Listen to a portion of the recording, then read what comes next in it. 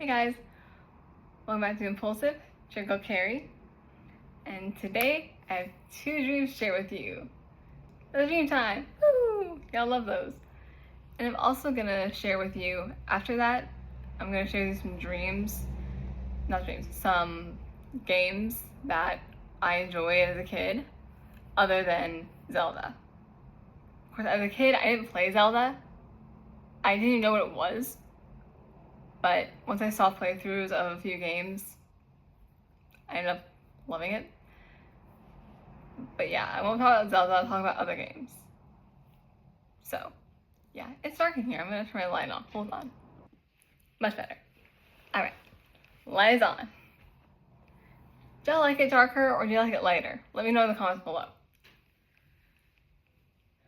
So, dream number 1.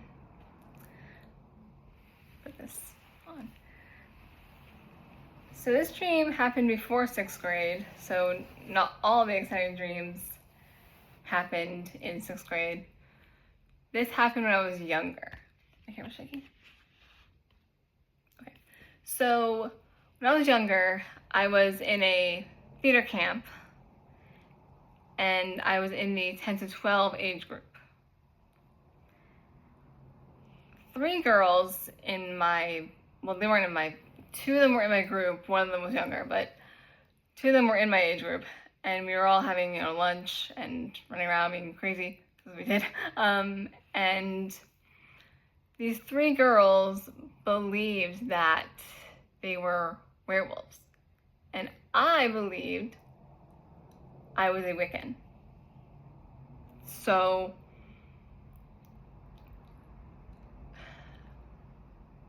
in this game we played, where of course again they're all chasing me like in 6th grade, it just scared me at this point. They would keep following me and I'd have to try and hide from them. But in the building we were in at this theater camp building, it wasn't a theater, they called it the education building. It had like a dance room and a production room. It had all that stuff. But we were in the education building and it was basically just a room where we rehearsed and stuff. But yeah, we were in that room where we had lunch, and that was a rehearsal room, and these girls kept following me. I kept trying to run from them. I didn't know what was happening. But I tried to act like the victim as I could to keep it fun for them, because looking back on it, I loved it. It was scary at the time, but I did like it. Looking back as the person I am now, it was fun for me and for them too, like running. But yeah, this dream happened while that was going on. In the dream, the girls were actually werewolves, and I was actually a Wiccan. So they kept chasing me, and there was a point where I fell and couldn't get back up, so they ended up actually pouncing on me, and they had some kind of mistress, so they were, in the dream I actually got to this mistress.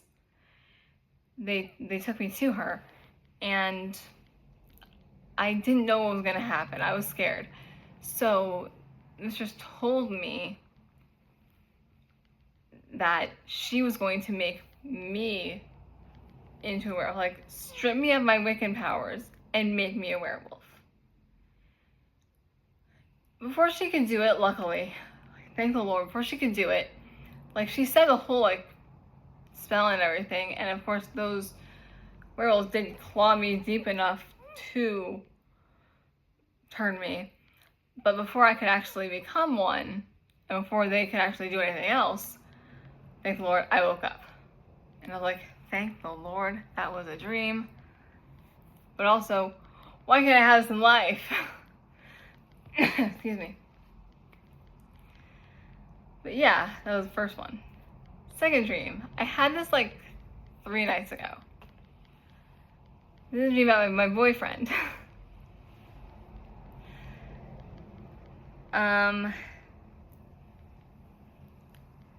He had his own version of the password journal that I had as a kid.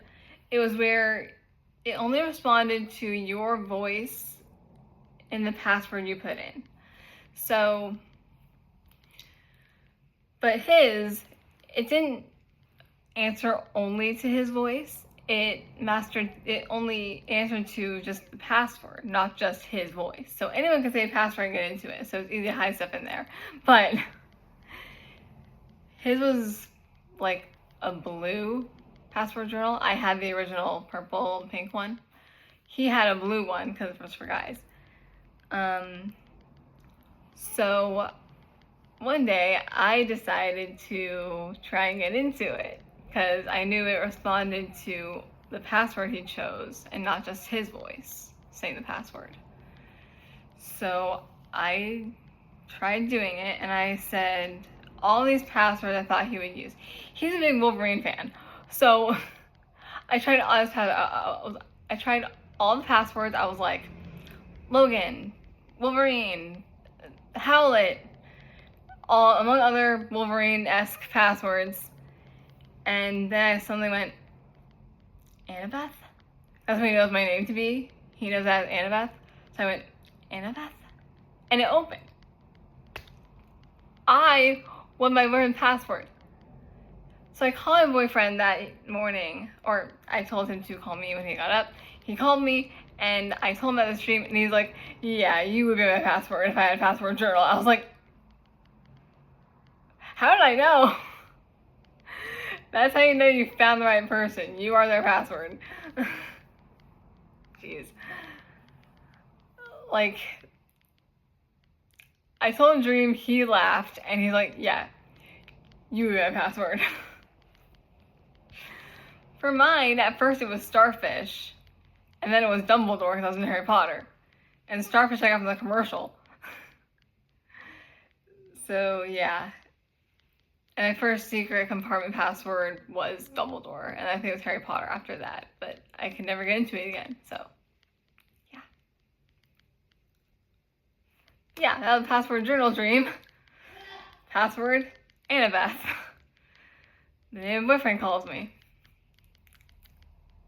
So, now,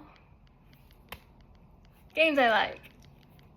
So, the first game I ever played was Wii Sports, and my favorite game was the bowling game, because when you were a pro at bowling, you got a sparkly bowling ball, and you could actually change what color ball you had in the menu screen. And I always wanted a pink ball, but because one of my favorite colors was pink at the time. That was my favorite color, pink. Now I got like 4. I got purple, white, red, and pink. So pink is still one of them, but I also like purple, white, and red. But that's the dream. You can have a blue, pink, yellow, or green ball. And you've seen a Wiimote before. That direction thing at the top of the 4 directions. Whichever one you press, that changes the color of your ball. But you had to do it before you saw your ball. Otherwise, it would just be blue because you're player 1, and player 1 always had blue. Player 2 always had pink. I think 3rd was green and 4th was yellow, but it depended on what player you were. But if you press one of the 4 direction buttons at the top of the Wiimote, you had to do it before you saw your ball, or before the game even started, you had to do it. So depending on how many players you had, and then you could change the color of your ball, and then you have to press thing, and it would change the color of your ball. Just as soon as the game started, you couldn't change your color of your ball. You had to stay with that color for the rest of the game. Which I didn't mind really after knowing I could change it, but you know. So I had my pro ball, and I was bowling. There's one time where I got 6 strikes in a row. That was my goal, to get 6 strikes in a row. Because that would mean a 6-pack strike.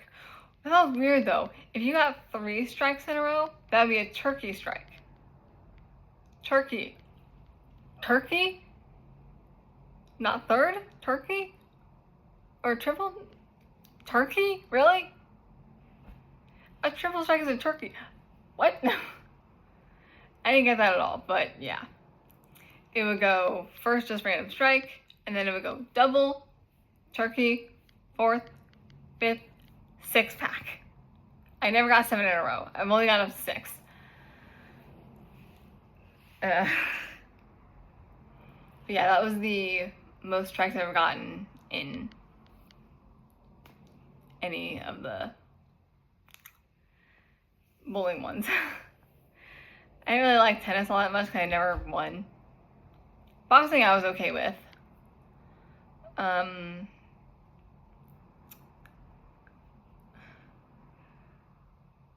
Golf. My grandpa was a golfer, so I enjoyed that.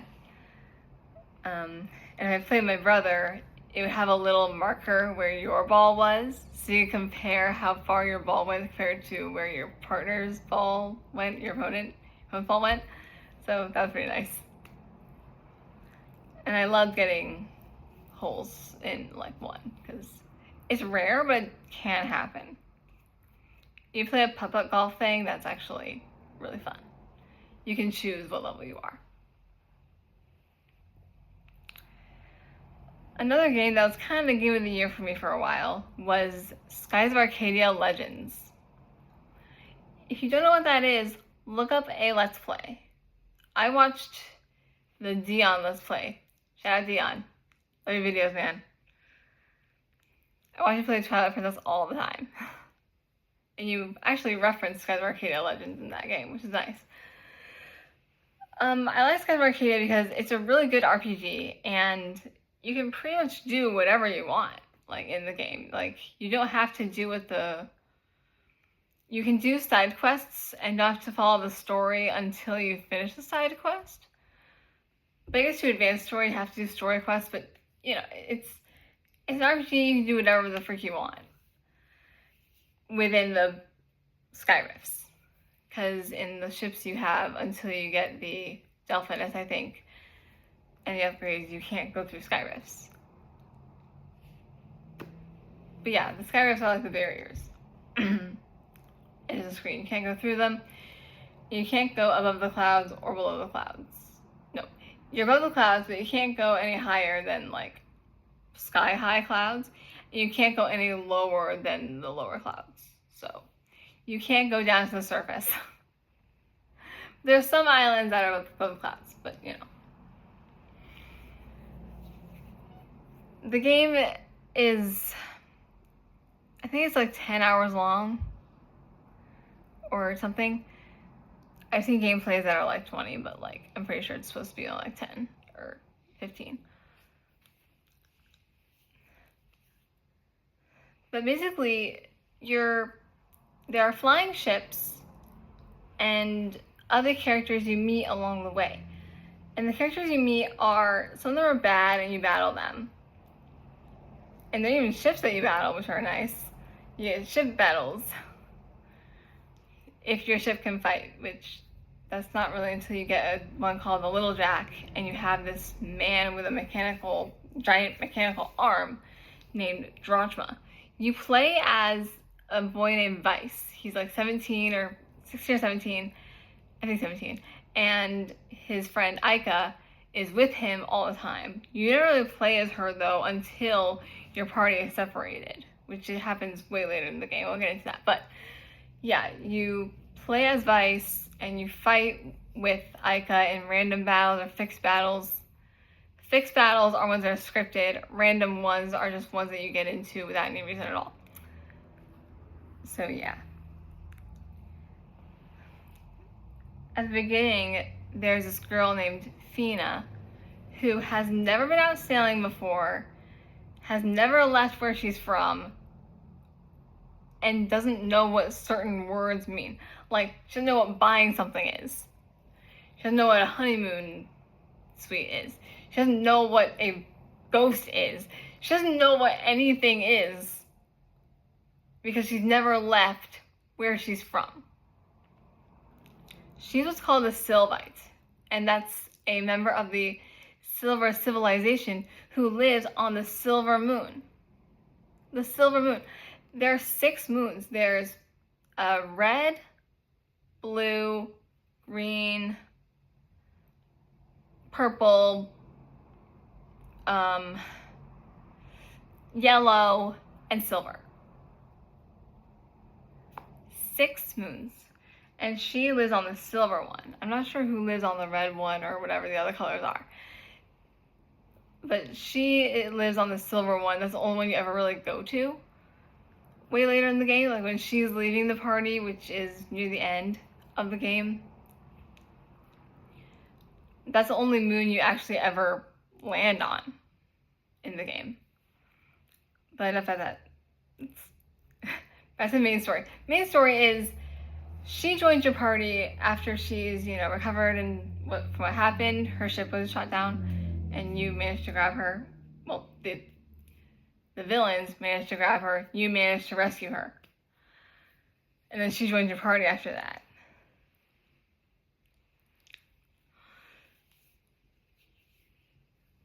And when Drachma joins your party, after you go to Sailor's Island, which is, again, in the beginning, he goes into the pub and it says, then the black screen, and the caption says, Drachma has left your party. As soon as he joins it, he doesn't give a crap about you guys. Until you hear about something called the harpoon cannon. He's looking for an arc whale named Rachnum. And in the beginning of the game, you actually see this giant arc whale, and it actually destroys your ship. And that's how you get onto Drachma's ship. Like, after the ship is completely destroyed when you're on, you somehow fall onto Drachma's ship. And that's when you wake up and you're like, what the frick just happened? So, you're saved by him, and he's like, oh god, I have kids now. But yeah, he's searching for Rachnum, that arc whale that destroyed your ship. But you can't defeat him without a harpoon cannon, apparently. So, yeah. There are a lot of things where it says, Drachma joined your party. Drachma left your party. Drachma joined your party on the Island Valua, which is a dark planet. It's always dark there. That's where the villains actually live. And there's like a whole kingdom of just these Valuan people. And those are people who are after Fina. So Fina and the men of Pirate Isle, where your character lives, that's where they were all taken. They're all taken to Valua.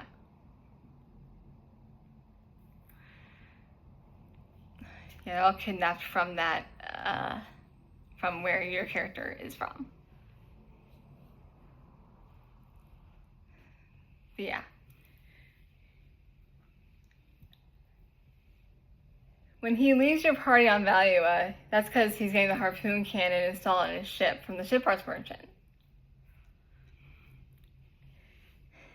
And after you save everyone from getting executed by the Valuan executioner, it's a really hard fight, won't lie.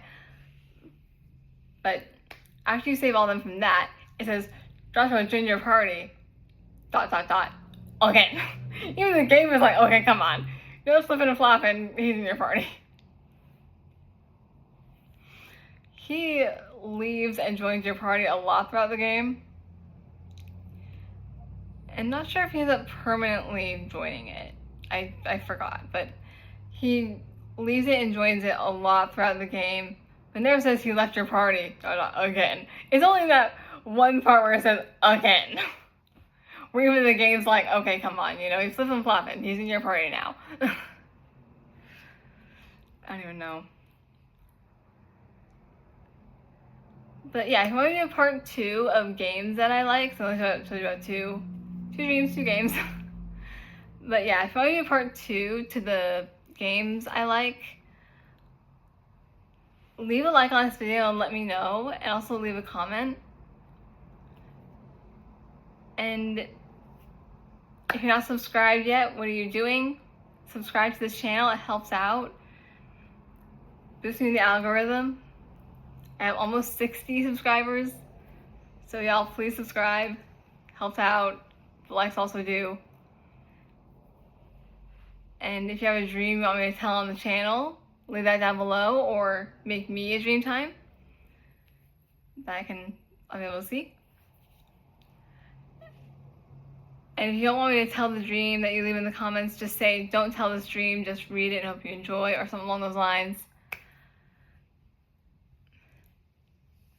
And I always say, stay beautiful, stay awesome, stay safe, and I will see you in the next video of whatever I decide to do.